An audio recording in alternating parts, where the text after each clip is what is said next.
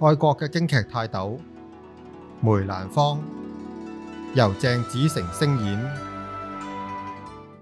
梅蘭芳係近代京劇嘅代表人物，佢因為精湛嘅演技同愛國情懷而舉世聞名，甚至開創梅派京劇表演藝術，係京劇四大名旦之首。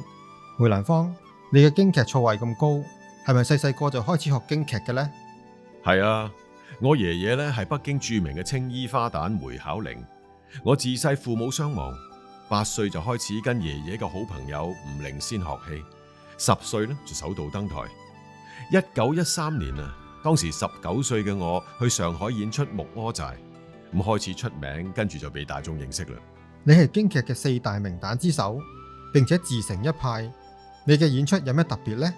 我就擅長男扮女裝嘅，繼承咗傳統京劇嘅華麗同埋身段。不過見到之前嘅京劇實在太注重形式而缺乏情感，於是我注入更充沛嘅情感，提高演唱同埋表演藝術。另外，我亦都喺佈景同埋演員嘅服飾上邊作出改良，令到觀眾唔單止聽戲，更加可以看戲，提高咗京劇嘅可觀性。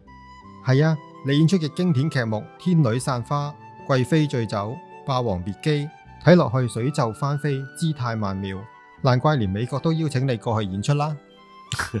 過獎啦，過獎啦。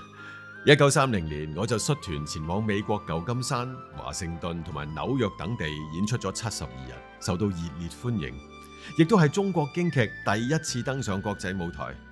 經過呢次表演呢，可以話成功咁將京劇介紹俾全世界，就連當時著名嘅喜劇大師查理卓別靈都對京劇好有興趣，而我呢亦都好欣賞佢喺電影上面嘅演出。嗰次見面啊，我哋仲成為咗朋友添啊！你演出女角可以話係出神入化，點解你之後又突然留鬚嘅？唉，1937年日軍侵華，為咗粉飾太平，日軍多次要求我演出，但係我就唔想作為佢哋嘅工具，於是我決定留鬚明志。